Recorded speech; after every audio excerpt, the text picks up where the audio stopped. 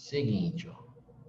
Então, termometria. O que é que eu preciso saber disso aqui? Então, essa parte da física é o estudo, a metria é o estudo das medidas de temperatura. Então, o primeiro conceito tem a ver com o conceito de temperatura. Então, só vai para frente no início aqui, se a gente tiver uma noção do que é a temperatura. Então, temperatura, todo mundo sabe essa definição, é o grau de agitação das moléculas de um corpo, ou seja, o grau de agitação das moléculas de um corpo. Então, claro que algumas definições vão dizer que é o grau de agitação das partículas, mesma coisa, as moléculas de um corpo. Tá. Então, querendo ou não, todas as moléculas do seu corpo, elas se agitam, certo? Então, tudo tem uma agitação e a temperatura tem a ver com essa agitação, ou seja, quanto maior a temperatura, maior o grau de agitação, ou seja, maior a agitação entre as partículas, ok. E para seguir em frente também, tem o conceito de calor, certo? Então, o que é o conceito de calor? Porque calor é diferente de temperatura. Calor, a gente diz que é uma energia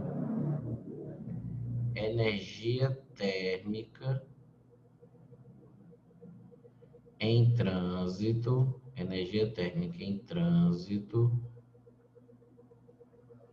devido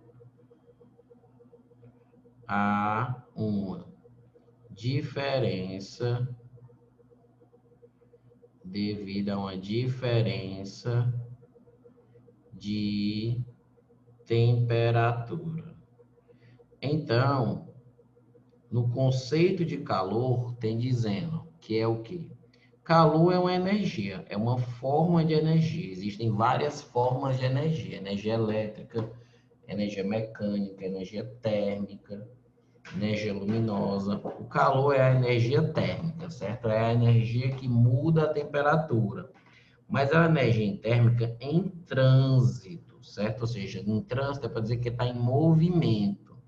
Então, o calor é a energia que transporta, é o calor, é a energia que passa de um corpo para o outro quando você tem uma diferença de temperatura, tá? Então, se você tem um determinado corpo aqui, esse corpo está na temperatura maior, que a gente vai ver as unidades, mas eu já vou colocar aqui. Esse corpo aqui está em 60, esse corpo aqui está em 20 graus Celsius. Se você colocar esses corpos aqui em contato, o que é que vai acontecer? O calor vai passar do corpo de maior temperatura para o corpo de menor temperatura, certo? Então, é uma regra que o calor flui do corpo. Então, calor, que é essa energia, flui do corpo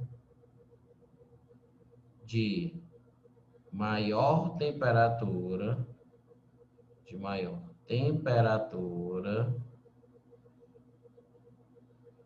para o de menor temperatura. Então, ele vai do mais quente para o mais frio. E aí, ele vai essa energia até atingir o quê? Ou seja, à medida que esse cara perde calor, porque esse aqui está cedendo calor para esse, a temperatura desse aqui baixa. E a temperatura desse aqui aumenta. Então, o calor, ele vai fluir até que os corpos atinjam o equilíbrio térmico, certo? Então, e o que é esse tal de equilíbrio térmico? Então, o equilíbrio térmico é quando os dois corpos ficam com a mesma temperatura. Então, o calor ele só vai parar quando forem a mesma temperatura. E se não existe diferença de temperatura, não tem fluxo de calor, porque só vai existir esse fluxo dessa energia se tiver diferença de temperatura, certo? Então, esses conceitos, eles vêm bem no início, certo? Ou seja, equilíbrio térmico é quando os corpos atingem a mesma temperatura, aí o fluxo de calor ele passa, tá?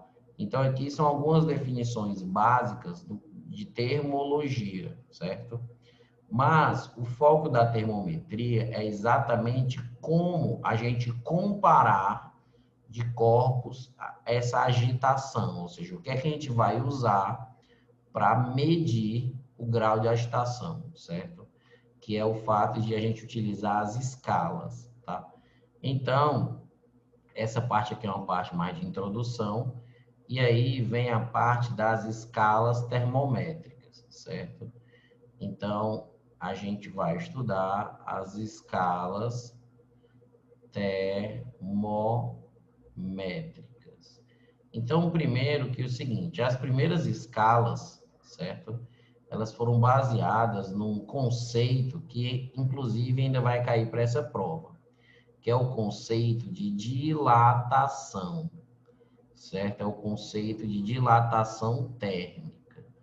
Então, o que é que os caras perceberam? Bem, a gente tem que ter alguma substância para a gente usar para medir a temperatura, que essa substância, quando a temperatura mude, a gente fique perceptível que a substância vai mudar, ou seja, alguma característica dela altera para você conseguir comparar temperaturas baixas, temperaturas altas. E aí, o fenômeno que eles buscavam, depois de algum tempo experimentando diversos fenômenos, foi o fenômeno da dilatação, certo? Então, os primeiros termômetros utilizavam líquidos dentro, né, de tubos, e aí, quando a temperatura estava maior, o líquido ele se dilatava, ou seja, ele aumentava de tamanho, e como eles faziam os tubos bem fininhos, dava para ver, era perceptível o líquido subindo e ficando em determinadas medidas. Então, os primeiros termômetros foram utilizados e utilizaram a dilatação térmica. Também utilizaram um líquido muito famoso na época, o mercúrio, certo? Que é um líquido muito denso e ele dilata bastante. É o mercúrio, que é o único metal que ele é líquido na temperatura ambiente. Então, eles sabiam que o mercúrio era algo que estivesse no tubinho. Se você colocasse numa temperatura baixa e numa temperatura elevada, era perceptível o quanto ele dilatava. Então, só faltava você adotar algumas medidas, alguns números. Então, assim, a maioria dos carinhas adotaram os pontos fixos da água, certo? Ou seja, o que são os pontos fixos da água, ou seja, as duas temperaturas importantes da água, que é a temperatura de fusão e a temperatura de ebulição. Então, a água, né, ela está presente aí no mundo todo e tal, e ao nível do mar, né, ou seja, com a pressão atmosférica de 1 atm, você pode adotar alguns valores para a temperatura de fusão e ebulição. Então, foram diversos cientistas que fizeram isso, depois de um tempo ocorreram mudanças e foi padronizando. Então, os mais importantes que a gente conhece aqui é o Celsius, né? O Celsius e o Fahrenheit, certo? E o Fahrenheit. Então, esses caras, eles ficaram populares nos seus países, né? E ocorreu o seguinte, que o Celsius, ele adotou para o ponto de ebulição da água. Então, a água ferve ao nível do mar, porque 1 atm é ao nível do mar. O Celsius adotou um número, 100. E a fusão é 0, certo? E o Fahrenheit, ele adotou a ebulição 212 e a ebulição 212 e a fusão 32, ou seja, esse ponto aqui é o ponto em que a água está fundindo, ou seja, aqui a gente também pode chamar de ponto de congelamento, muita questão diz isso. E aqui é o ponto de vapor, certo? Então, aqui é o ponto de vapor e aqui é o ponto de fusão do gelo. Beleza, então. E aí, esses caras, eles tinham escalas diferentes e tinham que ter uma fórmula, né? Algo que você pudesse utilizar para converter uma escala na outra. E esse algo, na verdade, ele pode ser utilizado para converter quaisquer duas escalas, ou seja, não é necessário que ser escalas, né, famosas e tal, que podia ser a escala do Joãozinho, com números aleatórios aqui, e mesmo assim você conseguiria criar uma fórmula. E a fórmula a gente faz assim, bem, essa temperatura é em Celsius, essa temperatura é em Fahrenheit, você chama um determinado valor aqui de TC, você chama o mesmo valor aqui correspondente, o TF, e aí você usa as fórmulas você usa a proporção. Então você vai usar assim, ó, esse pedacinho pequenininho está para o pedação grandão, assim como esse pedacinho pequenininho está para esse pedação grandão. Então a gente utiliza essa proporçãozinha aí. Então vai ficar, a fórmula vai ficar TC menos zero, então você pega TC menos zero sobre 100 menos zero. Ah, Daniel, já sei a fórmula, tudo bem. Mas eu estou mostrando como é que constrói, porque tem muitas questões que falam de escala hipotética, ou seja, uma escala criada por uma determinada pessoa aí com números aleatórios para você relacionar com outras escalas. Então, você coloca as temperaturas que são equivalentes juntas e aí você faz isso. TC menos zero, você faz o pequenininho ao buchinho do chão. TC menos zero, C menos zero está para TF menos 32 sobre 212 menos 32. Então, vai ficar TC sobre 100 vai ser igual a TF menos 32 sobre 180. E quando eu simplifico essas duas, fica TC sobre 5 é igual a TF menos 32 sobre 9. Então, essa é a fórmula, certo? Que relaciona a temperatura em Celsius com a temperatura em Fahrenheit, certo? Essa é a fórmula que relaciona as duas, tá? Também surgiu outras escalas pelo mundo, certo? Só que depois de um tempo não foram mais utilizadas, tá? E apareceu uma escala científica, certo? Então, essa escala científica mais utilizada na ciência, ela é chamada de escala Kelvin. Então, a escala Kelvin, certo? Ela é utilizada mais na ciência, porque ela é baseada num cálculo exatamente desse cara, do Lord Kelvin, certo? No qual ele chegou à conclusão, através de cálculos, que a temperatura, ela tem um limite para baixo, ou seja, ela não pode passar de determinado limite, certo? É impossível. Ele fez o cálculo e descobriu que a menor temperatura de todas era menos 273. Tem uns quebrados aqui, vírgula, né?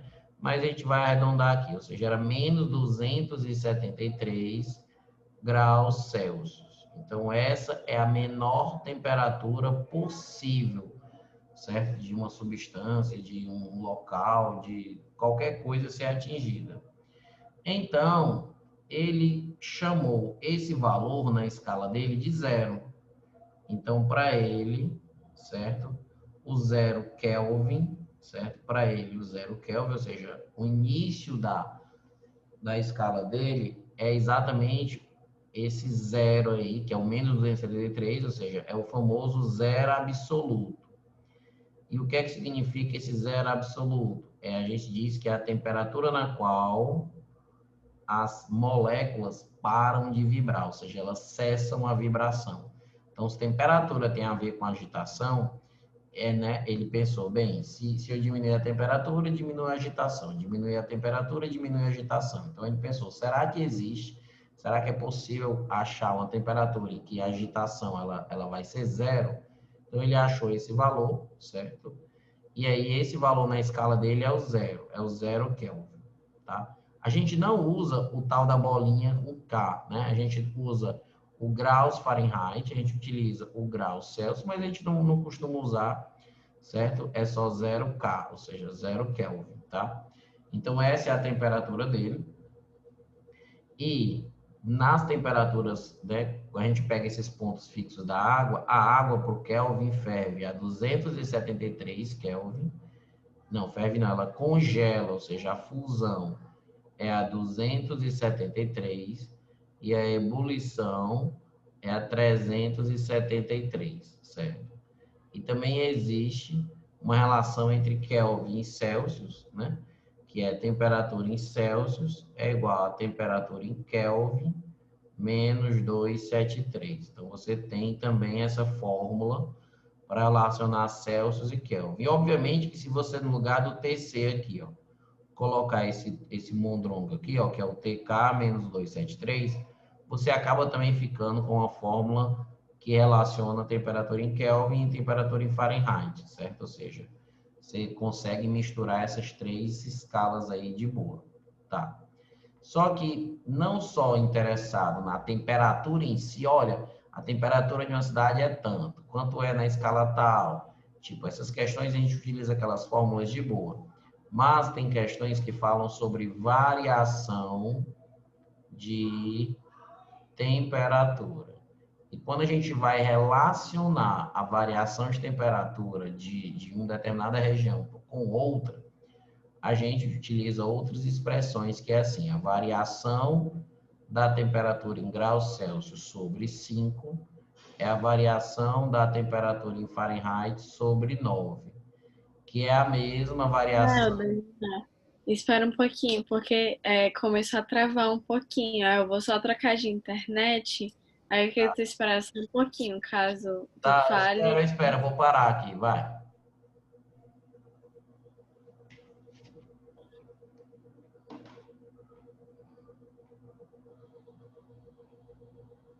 Pronto. Aí tu pode só começar, desde que tu começou a falar de variação de temperatura. Tá, posso sim.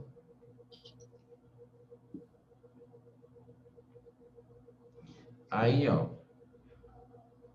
Seguinte, então, temperatura, uma determinada temperatura, a gente pode usar aquelas fórmulas, mas quando você fala, olha, ocorreu uma variação de temperatura de tantos graus Celsius numa determinada cidade, essa variação de temperatura equivale a quanto em Fahrenheit? Então, a variação é diferente de você ter só a temperatura. Então, para relacionar variações de temperatura, a gente utiliza essa fórmula, que é a variação de graus Celsius sobre 5 é a variação de Fahrenheit sobre 9, que é igual à variação de Kelvin sobre 5. Ou seja, como esse aqui tem 5 e esse aqui tem 5, se você igualar esses dois, você acaba descobrindo que a variação em Celsius é a mesma variação em Kelvin. Ou seja, se uma coisa variar 20 graus Celsius, ela vai variar 20 Kelvin, tá? O único que é diferente é o tal do Fahrenheit, certo? Então, aqui é quando você já está relacionando com a variação de temperatura, beleza? E a temperatura, essa temperatura, que é a temperatura mais baixa de todas que é possível ser atingida, ó, em Kelvin, a gente sabe já que essa temperatura, ela é, né, tipo, o 0 Kelvin equivale na escala Celsius de menos 273, tá? E na escala Fahrenheit, esse valor é muito baixo. Ele é mais ou menos 450 e alguma coisa, uns quebrados aqui, certo? Ou seja, é impossível você, por exemplo, se você tiver uma temperatura menos 303, essa temperatura menos 303, ela é impossível ser na escala Celsius, porque na escala Celsius o menor valor é 273, ou seja, menos 303 estaria abaixo disso, é impossível. A temperatura Kelvin, ela também só tem valores positivos, ela é até chamada de escala absoluta, porque todos os valores dela são positivos, ou seja, não faz sentido eu falar menos 303 Kelvin, porque não existe. Ou seja, esse valor tão baixo negativo, ele só existiria na escala Fahrenheit, que é uma escala que os números são meio doidos, então os números, né, eles não só crescem demais, como eles descem demais, então o 0 Kelvin equivale a menos 356. Então é possível existir uma temperatura sendo menos 303 Fahrenheit. Então só foi um exemplo para mostrar que alguns Certo. números não podem se representar temperaturas em determinadas escalas, certo? Não poderia existir, por exemplo, menos 500 Fahrenheit. Não existe, porque o menor valor do Fahrenheit seria menos 456, tá certo? Celsius e Fahrenheit foram, tipo, como se eles fossem, se inspiraram, entre aspas, no Kelvin, é? Na, não, na verdade não. Esse cálculo ele foi feito depois, certo? Esse cálculo foi feito depois. Então, o Celsius e o Fahrenheit, eles vieram bem antes. Primeiro foi o Fahrenheit, 1700 e alguma, 1600 e alguma coisa. O Celsius é de 1700 e alguma coisa. O Kelvin é o mais recente, é de 1800, final de 1800, começo de 1900. Aí depois é que fizeram essa equivalência, certo? Ou seja, depois que o Kelvin descobriu que existe uma temperatura que é a menor temperatura que pode ser atingida, ele achou essa temperatura nos cálculos dele, descobriu que valia esse valor, e aí ele fez a conversão e descobriu que em Fahrenheit era esse valor, ou seja, não existe valores abaixo daqui, valores abaixo daqui, valores abaixo daqui, certo? Entendi. Tá. Aí as questões vão ser mais para relacionar variações e relacionar temperaturas específicas ou de escalas hipotéticas que ele vai criar e você vai relacionar como a gente fez com Celsius e Fahrenheit. E aí essa, digamos assim, seria a primeira parte da termometria, que é só o estudo das escalas. Beleza. E aí vem a segunda parte, que é a parte da propagação do calor, que ainda está dentro daquele capítulo do SAS.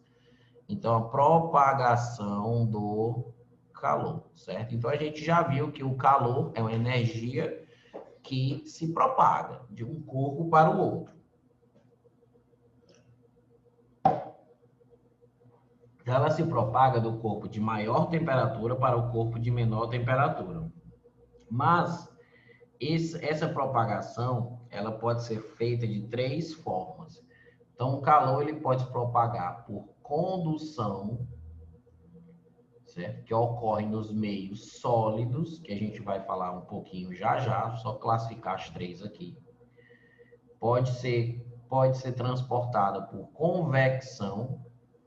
Então, por convecção é uma outra forma de propagar calor. A convecção é o que ocorre nos líquidos e nos gases, certo? Que tem uma mobilidade maior. A gente diz até que ocorre nos fluidos. Então, quando alguém falar fluido, certo? Pode ser líquido, gás, qualquer coisa desse tipo. E também pode ser por irradiação, certo?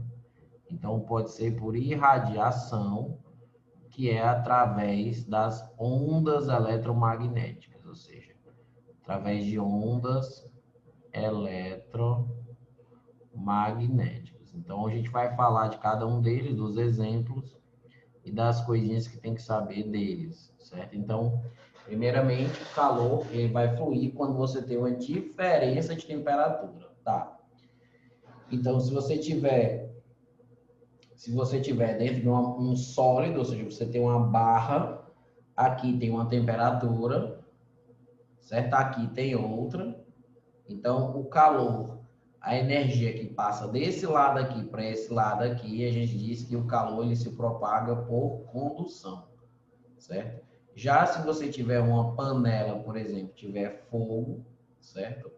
E aí, como é que o calor ele se propaga dentro de um líquido? Ou seja, é claro que essas moléculas aqui, elas estão mais em contato aqui, mais perto da fonte de calor, então elas vão ficar na temperatura maior e tal, mas como é que essas aqui de cima, elas vão receber esse calor? Porque aqui no corpo sólido, as moléculas, elas não se agitam, ou seja, não tem nenhuma molécula aqui que sai correndo para cá, ela fica quente e sai correndo e chega aqui. Não, ela é um processo da condução de agitar as partículas vizinhas, elas não saem muito do lugar, elas só ficam empurrando umas às outras e aí fica tudo mais agitado. Aqui não, a convecção, as moléculas, elas realmente se movem mais. Então, quando essa região toda fica se movendo, a gente diz que a forma de calor é convecção. E a irradiação é através das ondas eletromagnéticas, certo? Que a gente não enxerga o calor na forma de ondas eletromagnéticas, mas ele existe, ele sai do Sol, por exemplo, e chega aqui até a Terra através das ondas, porque entre o Sol e a Terra não tem ar, não tem líquido, não tem gás, não tem sólido, então ele se propaga através das ondas eletromagnéticas e a gente vai falar um pouquinho sobre cada um agora. Aí, sobre condução, certo? Sobre condução, a gente fala o seguinte, que a condução ela ocorre nos sólidos, certo? E, obviamente, existem corpos, certo? Existem corpos que têm uma facilidade maior de propagar calor do que outros, certo?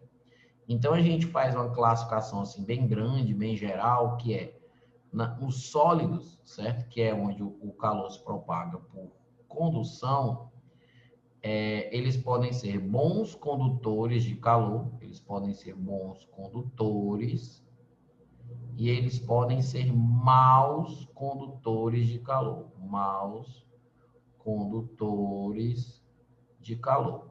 Os maus condutores também são chamados de isolantes térmicos. Então, os maus condutores também são chamados de isolantes térmicos, tá? Os bons condutores, em geral, quem são? São os metais. Então, em geral, os metais, eles são bons condutores de calor, tá? Então, as panelas, elas são de metais exatamente por causa disso, porque conduz bem o calor, ou seja, da chama, né, da boca do fogão, né, que tem lá a chama, a fonte de calor, até o alimento, né, a panela ela tem que fazer esse transporte, tem que passar por ela, né, ela tem que esquentar para esquentar os alimentos. Então, ela conduz bem o calor, tá? E, em geral, todos os metais conduzem bem o calor. Então, se um carro fica exposto ao sol 1 hora da tarde, depois de alguns minutos, né, a superfície metálica já está bem quente, tal. Agora, existe também os maus condutores, ou seja, aqueles materiais que eles, não é que eles não ficam quentes, não é isso. Os maus condutores são os materiais que não propagam calor, que dificultam. Então, por exemplo, a madeira é uma delas, certo? Então, quando você tem uma colher de pau, por exemplo, você tem uma panela, tá truando lá o feijão lá quentíssimo e você lá segurando uma colher, certo? De madeira, mexendo, sem sentir aquela temperatura. Ou seja, o calor, ele flui por dentro da madeira de uma forma muito lenta. Então, mesmo que uma extremidade da madeira esteja numa região bem quente, a outra, o calor quase não vai chegar lá. Ou seja, é bem um isolante, tá? Já seria impensável fazer algo desse tipo com a colher de metal, que a colher de metal, quando ela está dentro de um alimento quente, no instante ela se esquenta, tá? Então, você tem a madeira, você tem o isopor, são materiais que dificultam a energia térmica, o calor, passar por eles. Então, a gente tem madeira, o isopor, o vidro. Uns dificultam, obviamente, mais do que outros, certo? Então, o plástico, até mesmo o gelo, a lã, certo? Então, tem muita coisa importante aqui, certo? Por exemplo, o gelo, a gente sabe que é aqueles iglus, né, que são como se fossem assim, algumas construções feitas em regiões muito frias, né, com blocos de gelo, aquelas construções, elas têm um motivo eles utilizarem gelo. Obviamente que tem muito gelo naquela região, então era de se pensar de se usar, mas o gelo, ele serve como um isolante térmico, ou seja, se você estiver dentro de uma região em que as paredes são todas de gelo, significa que essas paredes vão fazer papel de isolante, ou seja, mesmo que o ar aqui de fora esteja numa temperatura muito baixa, certo? Certo? Aqui dentro não vai estar numa temperatura tão baixa assim, certo? Aqui você tem uma temperatura um pouco maior, tá? Ou seja, vai dificultar aqui, certa passagem do calor. E outra coisa que ocorre é na lã, e a gente diz o seguinte, ó, a gente, antes de falar sobre a lã, a gente tem que dar uma noção do que é o frio, certo? Então, na física e no dia a dia, a gente diz muito isso. Ah, eu estou sentindo frio, eu estou com muito frio, certo? E o que é que tem a ver o frio? O que é o frio, certo? O frio não é uma grandeza que eu possa calcular, né? Eu vou fazer a fórmula do frio aqui, não. O frio é uma sensação, certo? O frio é uma sensação que a gente sente, obviamente, sensação, mas é a sensação da perda de energia, ou seja, da perda de calor. Sensação de perda de calor. Ou seja, quando a sua pele está perdendo calor, na região em que ela está perdendo, você sente um frio, certo? Ou seja, aquilo que a gente sente, que a gente chama de frio, é a perda de calor. Claro que o frio, ele vai depender, a quantidade de frio que você vai sentir, depende da velocidade com que você vai perder calor. Então, se você perde calor rapidamente, você vai sentir muito frio. Se você perde calor lentamente, você vai sentir pouco frio, certo? Então, essa é a ideia. Então, assim, as pessoas utilizam aquele. Uma pergunta, eu não sei se é meio doida, mas eu tenho essa dúvida. Tipo, eu e outra pessoa no ar-condicionado. Aí a pessoa tá com bastante frio. Aí, tipo, ela encosta assim na minha mão pra passar o frio. Aí, tipo, ela vai ficar mais quentinha, né, depois disso. Aí, Sim. quando ela solta, nós duas, a nossa mão, por exemplo, vai estar com a mesma temperatura, as duas. Então, na teoria, se vocês duas ficarem por muito tempo em contato, ou seja, imagina um frio congelante mesmo e vocês estão para morrer, e aí vocês ficam muito juntas em contato, na teoria, as duas ficariam com a mesma temperatura, certo? Porque o equilíbrio é isso, ou seja, é quando após um tempo, né, os corpos eles atingem exatamente a mesma temperatura, tá? Complica um pouco quando você fala de duas pessoas, de dois seres humanos, porque a gente é uma fonte térmica, a gente também produz energia, tá? Então a nossa energia não é uma energia estagnada. Então a gente produz, a gente se alimenta exatamente para produzir. Então, assim, e os metabolismos são diferentes. Tem gente que fica no 36,5, ou 36,6, 36,7, mas enfim. Ou seja, principalmente naquela região que está bem fria, que às vezes é uma extremidade, tipo, é os dedos, às vezes é a ponta do nariz que está bem frio, ajuda quando você encosta num corpo que está um pouquinho na temperatura maior, que aí naquela região específica vai ficar mais quentinho. Não é que o corpo todo vai aquecer, mas naquela região específica vai dar um alíviozinho, tá? Aí depois de um tempo, quando a pessoa que está com a mão encostada ela já não sente mais tanto friozinho, aí significa sim que a temperatura da mão dela, ou seja, só daquela superfíciezinha e a tua vão estar mais ou menos a mesma temperatura, porque você está com a mão bem fria, você encosta numa pessoa, a pessoa tá lá, tipo, você sente um frio, frio, frio, mas depois de um tempo vai passando isso, é porque os corpos, eles vão ficando com temperaturas próximas, tá certo?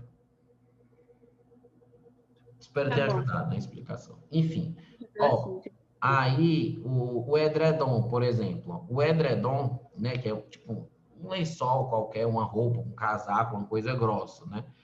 Ele serve para quê? Então, já foi questão de vestibular e de problemas que é o seguinte, as pessoas podem achar erroneamente, o edredom serve para o frio não entrar. Ou seja, à noite é frio, ou então você está no ar-condicionado e eu vou me proteger do frio. Então, tipo, essas são palavras que fisicamente não fazem muito sentido. Por quê? Porque a função mesmo de um edredom, ou seja, você está lá debaixo das cobertas, a função não é que o frio ele vai entrar, não é que o frio está tentando entrar e fazer mal a você. Não, certo? É simplesmente porque a temperatura ambiente, por exemplo, vai estar a 20, seu corpo está a 36,5. Então, é natural, certo? O ser humano perder energia para o ambiente, certo? Então, as pessoas já usam vestimentas e tal também para reduzir isso. Mas, quando há uma diferença de temperatura bem grande, a pessoa tende a perder energia com mais rapidez. Então, a pessoa tende a sentir mais frio E o edredom, ele serve para evitar, ele evita, certo? Com que o calor saia. Ou seja, o calor, ele sai do seu corpo, ele vai, digamos assim, aquecer até aquelas moléculas que estão perto de você, de ar e tudo. Mas o edredom, ele é um isolante, certo? Ele é feito de lã, então esses materiais, eles são isolantes, então eles dificultam essa energia de ir embora. Então, aqui dentro fica um pouquinho quente.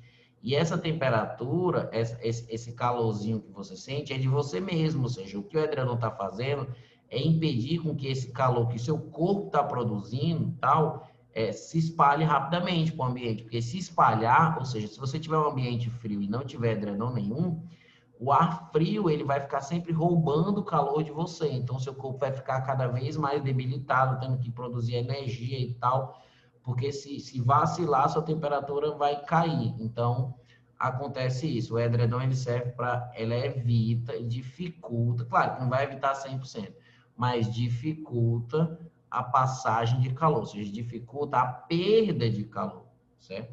Não é nada a ideia do frio, não é a entrada do frio, que essa grandeza frio, ela não sai batendo nos cantos tentando entrar, não, certo? É mais a saída, certo? Ele evita, diminui, reduz as perdas de energia, ou seja, a perda de calor, tá certo?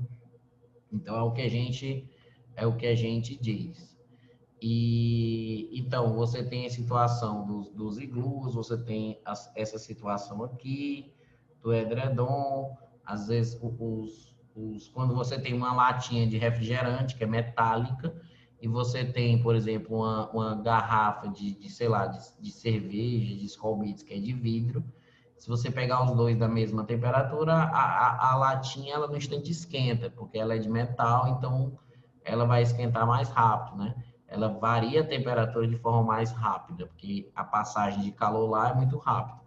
Já o vidro, ele dificulta um pouco mais, certo? Então, mesmo dentre os isolantes, tem uns caras que isolam mais do que outros, né? No caso da madeira, é um excelente isolante. Aí, todo esse estudo de isolante, condutor, essa história de, né, tem a ver com o fluxo de calor por uma região. Então, assim, tem uma fórmula que é a seguinte, certo? É a chamada lei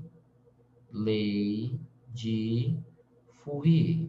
Ela costuma cair pouco em provas, certo? Ela costuma cair pouco em provas, a lei de Fourier.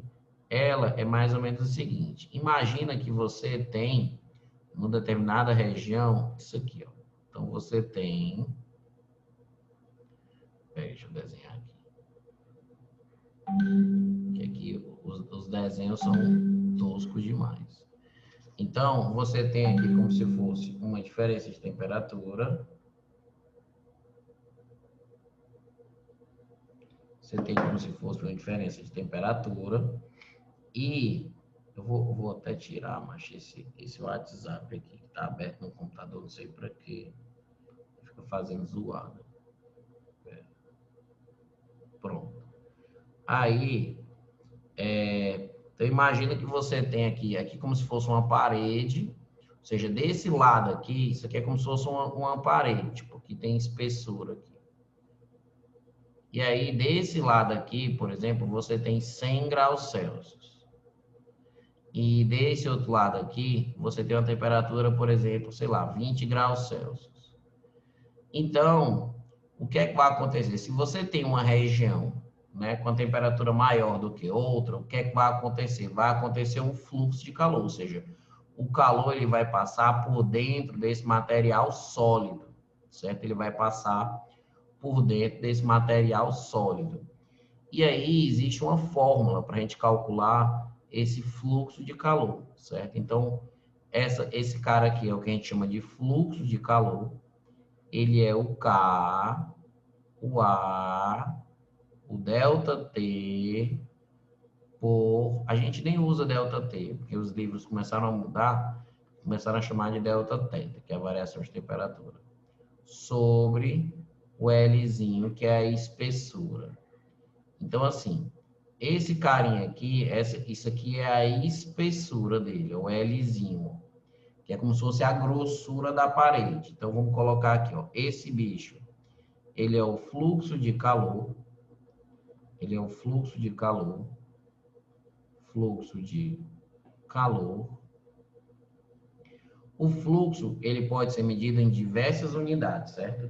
Em geral, o fluxo, que é essa bichinha aqui, o fluxo de calor, ele é uma unidade de calor por uma unidade de tempo.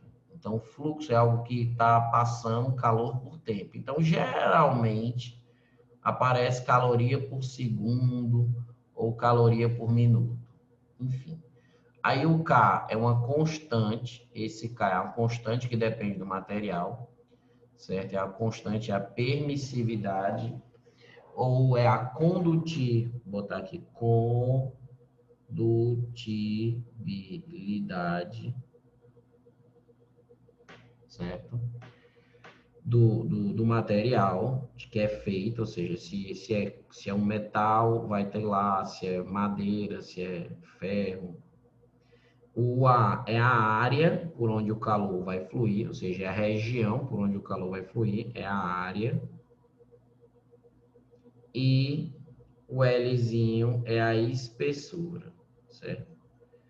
A espessura. Quem vai indicar nessa fórmula quais unidades você vai usar, geralmente é a constante, ou seja, a constante ela vai ser dada numa determinada unidade.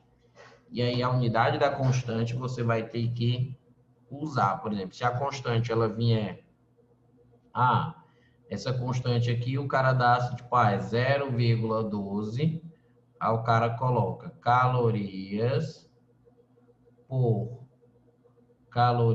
deixa eu pensar aqui, calorias por metro graus Celsius. Se tiver isso aqui, tá?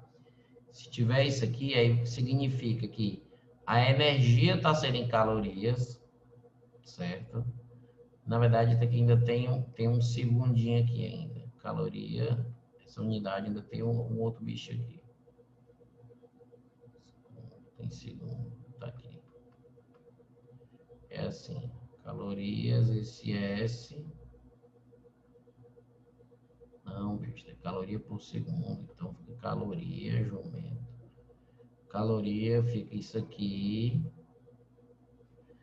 Tá, fica mais ou menos uma unidade meio estranha. Mas, se tiver um M, é porque é para você usar tudo em metro, ou seja, a área tem que ser em metro quadrado e a espessura tem que ser em metro, certo? Esse Szinho já é do segundo mesmo e esse graus Celsius aqui é para dizer que a variação de temperatura pode ser em graus Celsius, que deve ser usada em graus Celsius. Então, essa fórmula ela vai te dar exatamente a quantidade de calorias que vai passar por unidade de tempo, quando você usa todas essas dimensões. Vai passar 40 calorias por segundo e tal. Então, você calcula utilizando essa fórmula. É uma fórmula pouco usada, mas o aluno tem que saber que tem a ver com a condução do calor. Então, o que os bons condutores e os maus condutores, eles se diferem entre si é com relação a essa constante, ó. Essa constante depende do material. Então, os bons condutores vão ter essa constante altíssima, né? Então, a constante aqui, a condutividade deles vai ser altíssima. Já os maus condutores, cada um deles vai ter uma constante bem baixa, para exatamente dificultar mais a passagem do calor, certo? E o que é esse delta O? Tá, verdade. Esse delta O, certo? Esse delta teta, na verdade, é uma medidazinha que a gente utiliza muitas vezes para falar de ângulo. É a variação de temperatura. Foi idiotice eu não ter falado. É a variação de temperatura. Então, a variação de temperatura é a temperatura final menos a temperatura inicial. Temperatura. E essa variação de temperatura eu posso fazer sem medo de ser feliz em graus Celsius mesmo, ou seja, se aqui é 100 e aqui é 20, então a variação de temperatura seria 80 graus Celsius, certo? As pessoas antigamente usavam delta T de temperatura, tá? Só que como nessa fórmula do fluxo é calor sobre o tempo, e geralmente é o tempo que a gente utiliza a letra T geralmente é de tempo, então os caras preferiram colocar a temperatura um tetazinho, que é como se fosse um ozinho assim cortado. Então eles utilizam mais para variação de temperatura delta teta, certo? Então aqui é como as coisas ocorrem por condução. Condução, os corpos, as partículas, né, as moléculas, elas estão mais, né, elas estão mais próximas umas das outras. Então uma molécula fica mais agitada, ela já agita a vizinha, que já agita a vizinha. Então, o calor, ele é propagado de molécula a molécula, certo? Essa energia vai passando de uma molécula para molécula, certo? Vai ficando agitado. Uma vai ficando cada vez mais agitada e vai agitando a vizinha, que vai agitando a vizinha, até essa energia ficar fluindo por uma determinada região, certo? Aí, convecção é de uma forma diferente. Então, a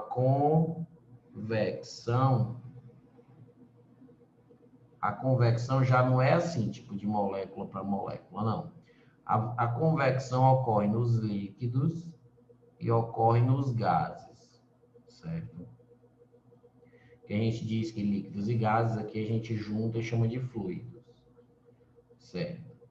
E o que é como é que é a convecção? A convecção é baseada numa determinada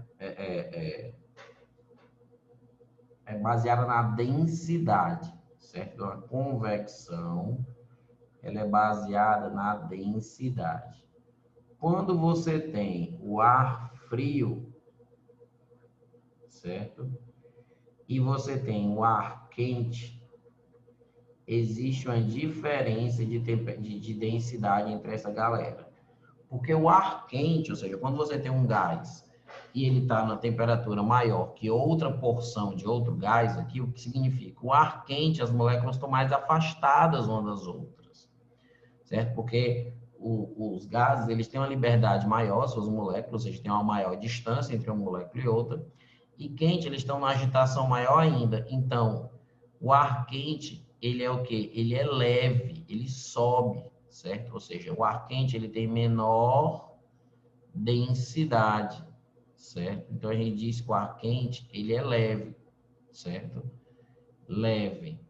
Enquanto o ar frio, ele é pesado, certo? Ele tem maior densidade, certo? Ele tem, porque as moléculas ficam mais próximas uma das outras, certo? Então, esse cara aqui, ele vai descer.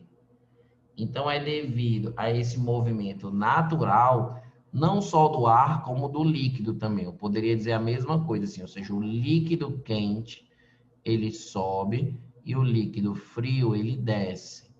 E esse movimento, esse vai e vem, certo? É o que faz com que você consiga transportar calor nesses meios aqui, ó, em líquidos e gases. Então, por exemplo, quando você vai esquentar, você vai ferver água, certo? A água, ela ferve na sua extensão aqui toda, quase de maneira homogênea. Como assim? Essas moléculazinhas que estão mais em contato com a fonte térmica, elas ficam numa região, elas ficam numa temperatura maior, porque elas estão recebendo. Só que assim que elas começam a receber essa energia e ficar numa temperatura maior, elas vão subir. Ou seja, elas sobem porque elas ficam numa temperatura maior. Então, elas ficam mais leves do que essas outras moléculas. Já as outras, que não estão tão próximas assim, em comparação com as vizinhas, elas ficam mais pesadas. Então, elas vão descendo. E aí, à medida que essas vão descendo e vão se encostando e vão ficando mais perto da fonte térmica, aí elas voltam a subir. Enquanto essas aqui que subiram, que elas vão começar a diminuir a temperatura delas um pouquinho, ou seja, as vizinhas vão ficar mais quentes ainda e vão subir, elas vão descendo. Então, você vai ter, na verdade, um ciclo, certo? Então, a convecção, certo? Tem a ver com esse ciclo de que o ar quente, o líquido quente, ele sobe naturalmente, ele é mais leve, e o líquido frio, ele vai descer. Então, você fica num ciclo aqui, que faz com que o calor ele passe aqui dessa região mais baixa até essa região aqui mais alta, aqui através da convecção. Ou seja, dentro de um líquido, as moléculas se esquentam através da convecção, que é um movimento das moléculas por toda a extensão do líquido, ou seja, a porção de líquido vai subir e outra porção vai descendo, é um movimento grande. Enquanto na condução não tem isso, a condução as moléculas são meio fixas, ela só faz agitar a vizinha e o calor ele flui tipo no único sentido, tá certo? Então essa é uma diferença grande da convecção. E aí você tem diversos exemplos no dia a dia que as pessoas usam, certo? Uns exemplos, por exemplo, o ar-condicionado. Isso é muito comum ser cobrado ar-condicionado quando você vê eles, principalmente em ambientes grandes, você percebe que ele fica localizado em cima, certo? Ou seja, numa região alta.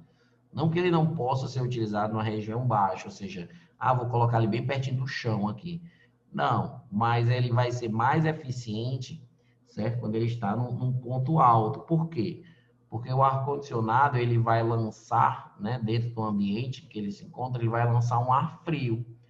Então, assim, é bom ele estar num ambiente alto, que quando ele lançar o ar frio, vai, digamos assim, vai ficar por todo o ambiente, certo? E naturalmente esse ar frio que é lançado lá em cima, ele vai cair, ele não fica só esfriando o teto. Não, ele cai, porque o ar frio, ele é um ar pesado, então ele desce, certo? E o ar que está com as pessoas que estão no ambiente, que fica em contato com as pessoas, fica um ar um pouco mais quente, sobe e vai se encontrar com esse mais frio. Então, você tem uma troca de calor aqui melhor. Se você deixasse o ar-condicionado só perto do chão, o ar que ficaria próximo ao chão ficaria bem frio. Porém, esse ar frio ele não ia fluir por todo o ambiente, ele não ia subir, porque o ar ele é pesado, então ele ia ficar meio que acumulado, certo? Nessa região de baixo, não ia ser um negócio legal, ia gastar muita energia mesmo assim, porque é menos eficiente, certo? Então, o ar-condicionado é colocado na parte de cima. Quando você queima alguma coisa, você gera uma fumaça. A fumaça é um gás que já está muito quente. Então, a fumaça, o movimento natural daquele gás quente é subindo. Então, a gente vê que quando tem uma fogueira, a fumaça ela não fica acumulada no chão, certo? Não, ela sobe porque aquele ar está quente, está leve, certo? Então, é um movimento natural desse negócio, tá? Então, tem outras também relacionadas, por exemplo, com brisas, certo? As brisas. Então, quando a gente fala de convecção, a gente lembra das brisas. Brisas são ventos, certo? Que ocorrem, e aqui a gente estuda dois tipos de brisa, que é a brisa marítima e a brisa terrestre. Então, brisas são correntes de ar, né? São ventos causados por diferença de pressão. Aí a ideia é a seguinte, né? Bem toscamente aqui eu vou desenhar, mas é uma ideia. Então imagina que aqui é a areia, certo? Do mar. A areia aqui e aqui é o mar. Beleza. A brisa marítima, certo? Ela ocorre de dia. A brisa marítima ocorre de dia. E a brisa terrestre ocorre de noite. E o que é essa brisa marítima? É o vento que flui, certo? Do mar para a areia quando é de dia. Então, a brisa é um vento natural que ocorre na parte do dia, o ar saindo do mar, ou seja, vindo da direção do mar para a areia. Por quê? Então, a explicação da brisa tem a ver com a convecção, porque assim, a areia e o mar, certo? Eles estão juntos aqui, estão na mesma região e tal. E o sol, né? Tipo, ele vai emitir, né, ondas de calor aí, ó, para essa galera, ou seja, ele vai aquecer os dois, tá? Só que o que é que acontece? O líquido, certo? A água do mar, ele não aumenta a temperatura tão rápido assim, certo? Não aumenta.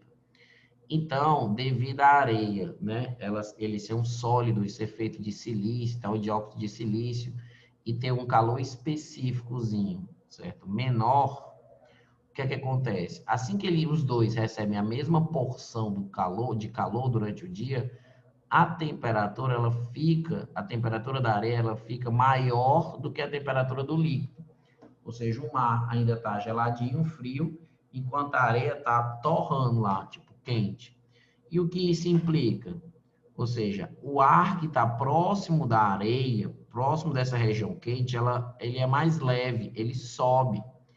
Então, o ar que fica próximo aqui da areia, ele sofre convecção e sobe. E aí, quando esse ar sobe, o que é que acontece? Essa corrente de ar, certo? Esse ar que vem, que está em cima do mar, que está um pouco mais frio, ele vai ser meio que sugado, certo? Porque quando o ar sobe, a gente diz que cria uma zona aqui de baixa pressão, e aí essa região que tem uma pressão maior, essas moléculas aqui, elas vão ocupar esse espaço. Então é uma coisa natural que ocorrer um ventinho, certo? Do mar para a terra, para a areia, quando isso for de dia, certo? A explicação tem a ver com o fato da areia ficar numa temperatura maior do que a água do mar, certo? Por causa de uma grandeza chamada calor específico. Então, o calor específico da areia é maior do que o calor específico da água. No caso, o calor específico da areia é menor do que o da água.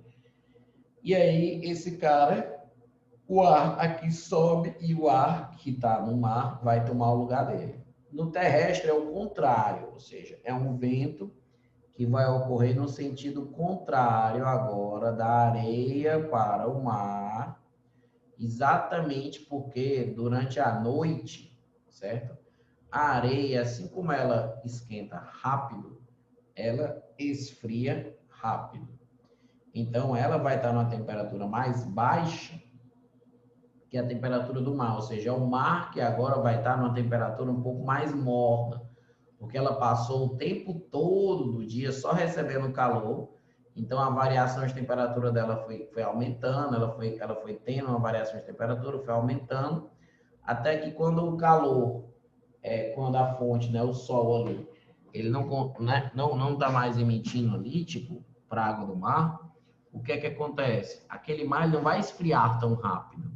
Então, ele demora um pouco mais para ir perdendo aquela energia toda que ele absorveu.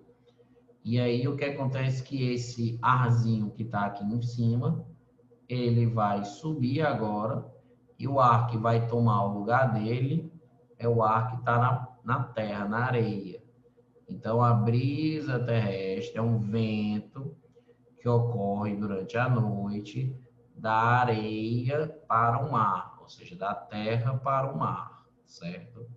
Devido a esse fenômeno da convecção, que é essa região que está um pouco mais quente, o ar próximo dela sobe e outro ar vem ocupar o espaço dela, tá? Então, tem muitos fenômenos e eventos do dia a dia em que você percebe isso, certo? Ou seja, nas questões também falam sobre a geladeira, né? A geladeira você tem um ambiente uma determinada região que é mais fria, que é o congelador, e o ar vai ter que ficar fluindo entre as grades de uma geladeira, então para um bom funcionamento não é interessante você colocar muita coisa meio que, tipo, dificultando que o ar ele fique fluindo entre os alimentos, entre as coisas que você está guardando. E tem diversos outros tipos de exemplo desse assunto aí, tá? Aí depois da convecção, a gente vê Não tem nenhuma formulazinha, não, para convecção? é o quê? Não tem nenhuma fórmula, não? Não. Nem a convecção, nem radiação. As únicas fórmulas dessa parte de propagação do calor é aquelas duas de condução, que geralmente nem são cobradas, mas existem aquelas duas, tá? Essas aqui não, é mais teórico. Então, assim, a irradiação é quando o calor ele se propaga através das ondas eletromagnéticas, ou seja, é uma energia eletromagnética. As ondas eletromagnéticas, como a luz que a gente enxerga, né? A luz visível, os raios-x, raios ultravioleta e tal, as micro-ondas. A frequência dessa energia térmica, ou seja, do calor na forma de ondas, é a frequência do infravermelho, certo? É a frequência do infravermelho.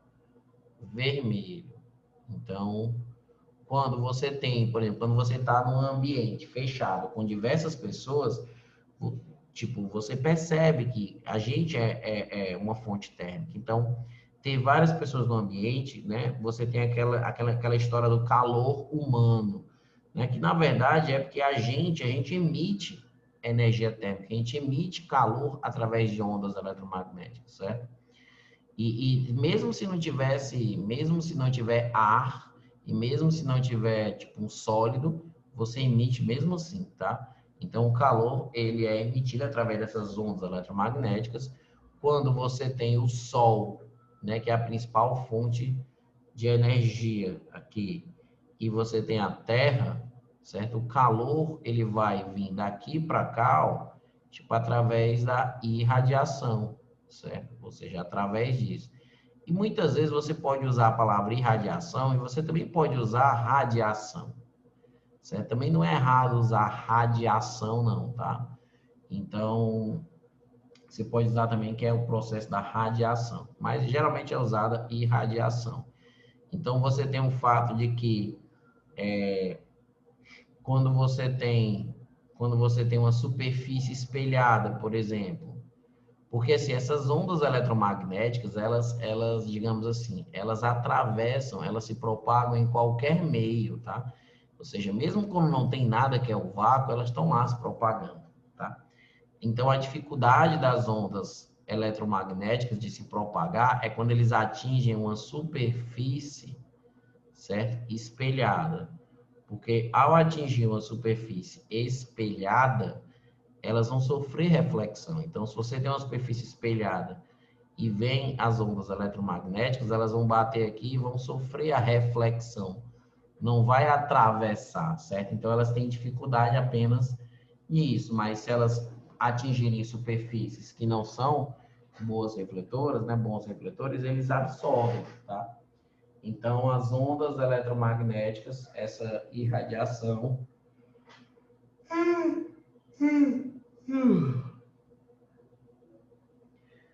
é basicamente isso, tá? Basicamente isso.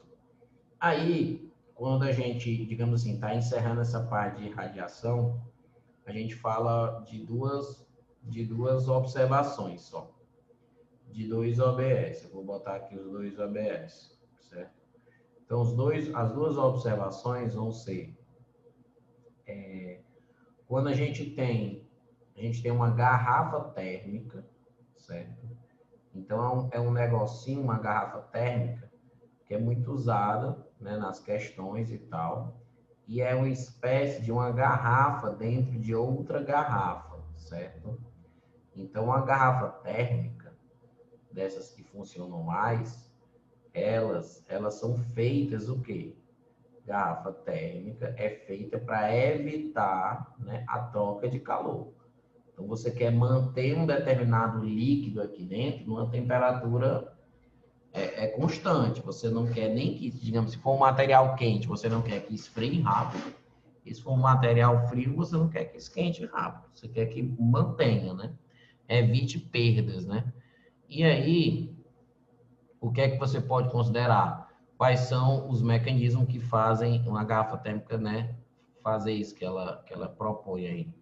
Então, tem algumas coisas. A primeira é que, assim, ó, existe um vácuo, certo? Ou seja, existe um vácuo entre as paredes, certo? Ou seja, como a garrafa térmica é uma garrafa dentro da outra, existe, né, tipo uma região entre essas garrafas, certo? Ou seja, a gente vai dizer que a garrafa térmica, ela tem paredes duplas. Então, a gente diz que tem paredes duplas, ou seja, tem uma camada aqui, outra aqui, com vácuo, ou seja, eles retiram o ar, claro que não é o vácuo 100%, mas eles retiram o máximo possível com vácuo entre elas, porque o vácuo entre essas paredes vai impedir, ou seja,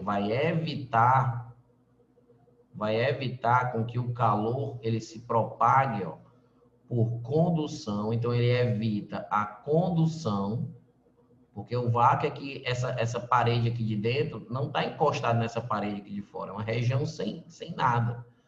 Então, ó, evita por condução e evita por convecção. Então, você está evitando as perdas de calor através disso. Você faz com que também a superfície interna seja espelhada.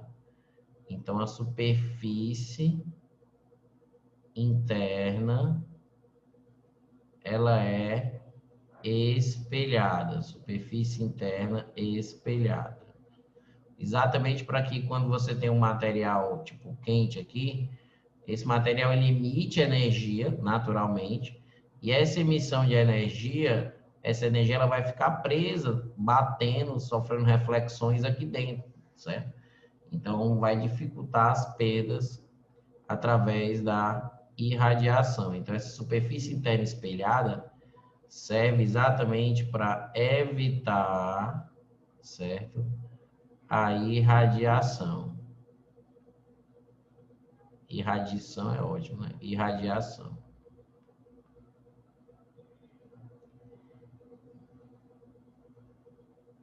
E a última coisinha é que, assim, a tampa mesmo, a própria tampa, ela é feita de um material isolante, né? A tampa é feita de um material isolante, ou seja, você não vai usar uma tampa metálica, não.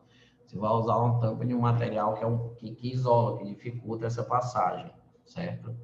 A garrafa térmica ela tem alguns dispositivos, né, esses jeitos, essas ideias, para dificultar e manter a temperatura aqui constante. Só uma observação que eu esqueci na parte da condução, certo? Só uma observação que eu esqueci na parte da condução, que é um exemplo que eles usam muito, é assim. Imagina que você, por exemplo, tem uma porta, certo? Uma porta de madeira, certo? E nessa porta você tem um trinco, certo? Então, nessa porta aqui, você tem um trinco. O trinco, certo? Ou seja, o trinco, a maçaneta, certo? A maçaneta que é de metal aqui, quando você encosta nela, você tem a sensação que ela tá mais geladinha, ou seja, que ela tá mais fria do que se você colocasse uma mão na própria porta de madeira, certo? E aí você pode se questionar, bem, o trinco e a porta, eles são juntos, eles estão um grudado no outro, estão juntos. E após tanto tempo junto, eles deveriam estar na mesma temperatura, certo? Só que quando você coloca sua mão no trinco de metal, né, na maçaneta, percebe que está mais frio, mais geladinho do que na madeira, né? Qual a explicação para tal fato, né? Será que é porque a maçaneta, que é feita de metal, ela realmente está numa temperatura menor do que a temperatura da porta? Aí a resposta é que não. Ou seja, ambos, depois de estarem tanto tempo juntos, eles estão com a mesma temperatura, certo? Então, não é que o metal está na temperatura mais baixa, não, eles estão com a mesma temperatura. O fato de você ter sentido a maçaneta de metal um pouco mais fria é devido ao fato de o metal ser um bom condutor, é devido ao fato da condutividade do metal ser maior do que da madeira. Ou seja, vamos imaginar, a sua mão está a 36,5.